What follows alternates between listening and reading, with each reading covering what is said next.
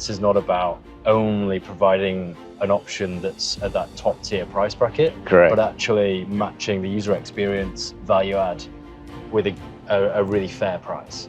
Agree. That's right. Yeah, fair enough. This is the Ben Taylor Podcast, the home of marine industry insights. Enjoy. Hi everybody, and welcome back to another episode of the Ben Taylor Podcast, the home of marine industry insights. Today we're at the Sanctuary Cove International Boat Show, focusing on the Australian industry, and I'm here with Luke. Good to see you, Luke. Nice to meet you, Ben. So this is really about ePropulsion's expansion into the Australian market. So can you give us some context about who you are, what the organization's about, and what's kind of happened? Sure. I'm the CEO at Power Equipment, and we're one of, if not the largest independent engine distributors in Australia. So we represent premium brands such as Yanmar, John Deere, Smart Gyro, and we're obviously pretty excited to add ePropulsion to the fold. Yeah. We've also got some other premium brands in PSS and Gory that pair well with some of our other product offering. Yeah. So I've got to ask, why ePropulsion? There's other brands out there. Electric motors for boats is not kind of there's plenty of options. Sure. So why ePropulsion? Why does that? Look, I think there's probably a number of key things for us. One is their clear commitment to innovation. Yeah.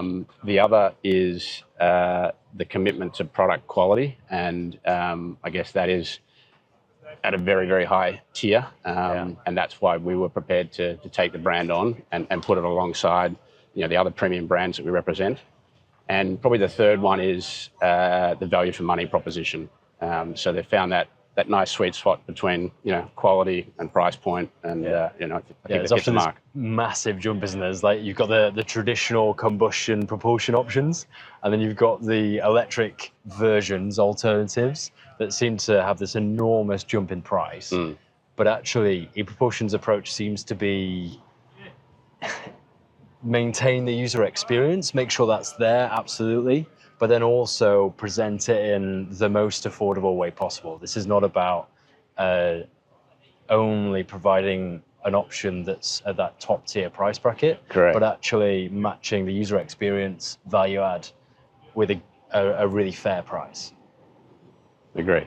That's right. Yeah, fair enough. And so how does that work so well into the Australian market? What kind of demands are you seeing in this particular geography that you're excited to bring ePropulsion into and kind of connect? I think there's to the market there? probably a couple of things that I'm excited about, sort of from the product lineup. One is the new E-Lite series, and I think they've sort of almost created a new market segment, and some of the, I guess, features and benefits of that product, is a real standout for us. Yeah. So I think the Spirit will still be a really good volume point for them, and it's obviously a good segment and balance of power outputs that users are looking for. But that E-Lite and how it's offered is pretty special. The other piece that we're excited about is sort of the larger, I guess, higher end recreational and light duty commercial offerings that they have. So looking at the X series, the I series, and also the H series, which is the bigger sort of inboard options. Right. So you're not actually forced to only provide to the recreational market. You can also connect it into fishing, ferries, maybe military, stuff like that. Correct. Right. Yeah. Okay. And I think that's the exciting space. Obviously the small stuff, we're very focused on and we're very interested in. But our business, has been involved in the marine industry for the last 35 years. And, a big part of that business is the commercial space for us. So I guess bringing the two together, I think will be a nice pairing, because we've had, I guess, a lot of interest and demand for whether it be a hybrid solution or a full electric solution. We're seeing more and more of that coming together. Yeah, and it's not, at this point, as far as I understand, there's not really the regulatory push on electrification in the Australian market? No, but at the very least, you kind of want to be ready for that. Correct. I think we're somewhat of the anomaly, in the global scene, where we are lacking regulation front in that regard.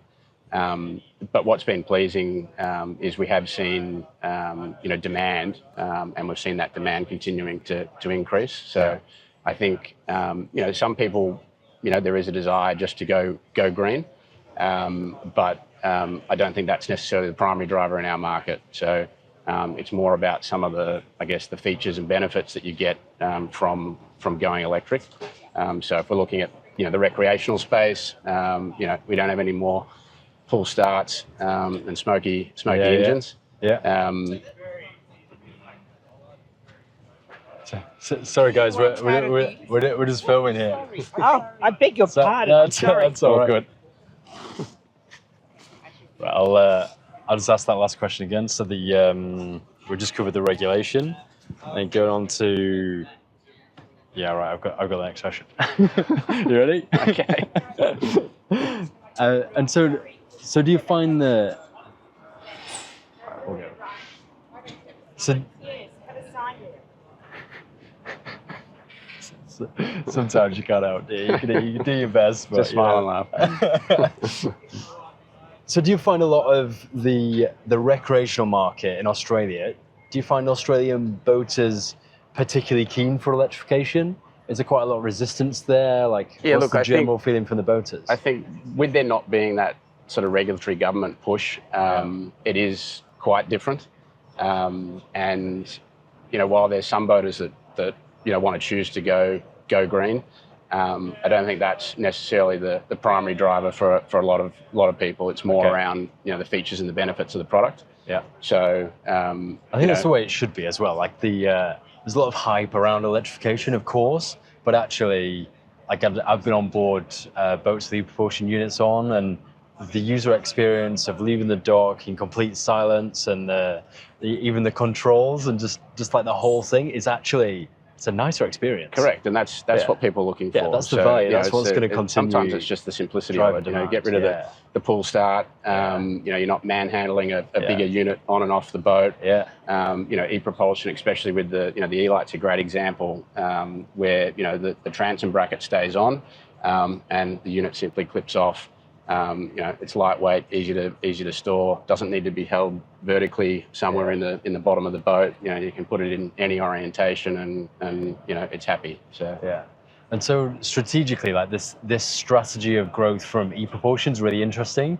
Going down the distribution partner route, how does that provide so much value, I suppose, from a boater's perspective, as well as from the brand's development perspective, and I suppose entering a new market in Australia? Yeah, I think there's probably a couple of key things there.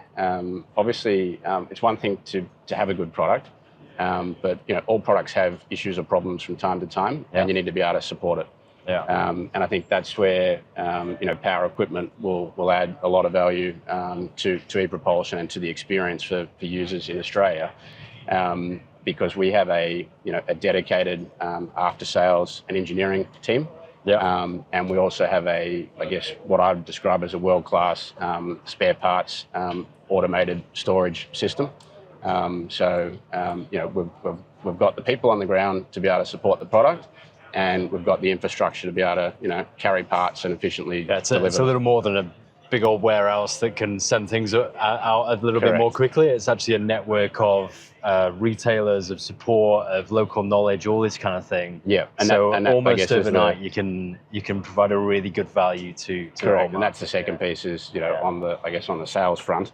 We do have a very large established dealer network, and likewise we have our own branch network supporting the dealers behind that with regional sales reps. So for us, head office is in Melbourne. We then have a branch in New South Wales, a branch up here in Coomera, another one in Western Australia, and then we also have a branch in New Zealand as well. Right. And so in terms of growing this market now, are you partnering with OEMs?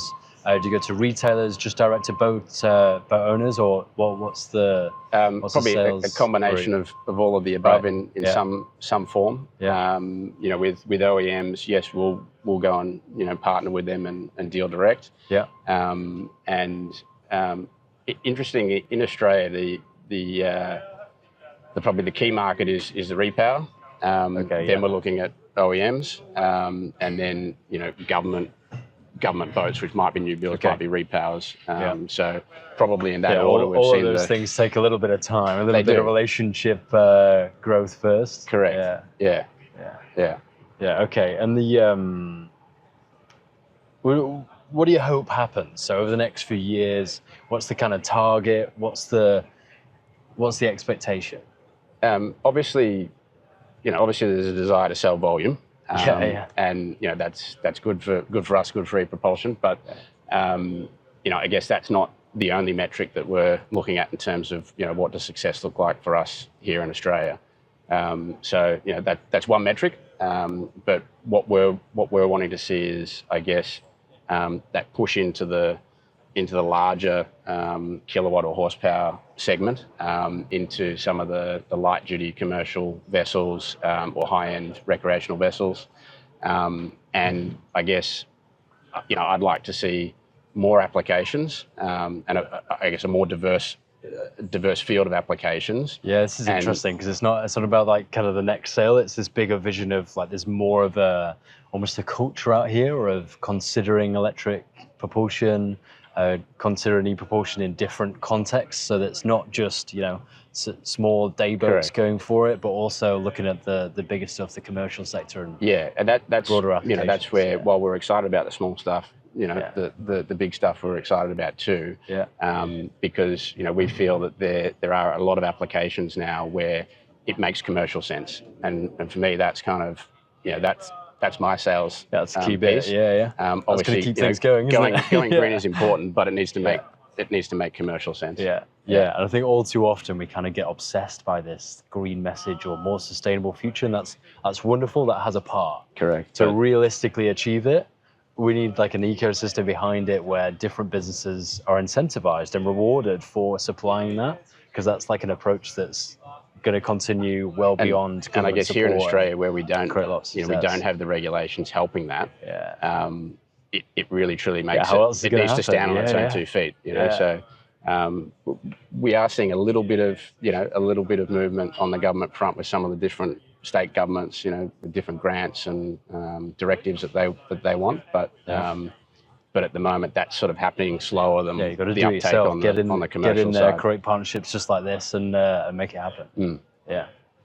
Anything else we need to mention? Any key points you want to get in? Look, I think probably just understanding that now's the time really. Make the switch. There's lots of examples out there now. So if you're perhaps sitting on the fence a little bit and thinking is my application suitable, then reach out, get in touch, and we've got a big team there ready to take the inquiry and work with you on a project to understand do we have a product that that suits the application. I'd also add to that, like, go and experience it. Get on a boat with a unit on. Absolutely. and feel it, because it's all right hearing all this messaging saying it's different, it's better, and it's well worth feeling and experiencing. Obviously we've been doing stuff in the electric space for 10 years now, so it's probably easy for me to forget. But I do, thinking back, I do remember the first time I got on board an electric motor, and just that initial thrust that you get compared to a petrol equivalent. So nice. You can continue just chatting away. Correct. It's a completely different user experience. It is. So you really do need to experience it, and then you appreciate it more. And look, we've seen that with a lot of the applications, whether they be recreational or commercial. I was just visiting a customer yesterday, and their feedback was, wow, like we knew it would be quiet, but we didn't appreciate. Yeah, but fair enough. This is good. So that was really good to see that feedback. Okay, Luke, thank you so much for coming on the podcast. Thank you for your insights. Nice to meet you. Everything you're doing for the industry. Everybody, if you enjoy content like this, make sure you're following here to see plenty more of it. All being well, I'll see you again next time. Bye for now. Thank you for listening to another episode of the Ben Taylor Podcast, the home of marine industry insights. We'll see you again very soon. Bye for now.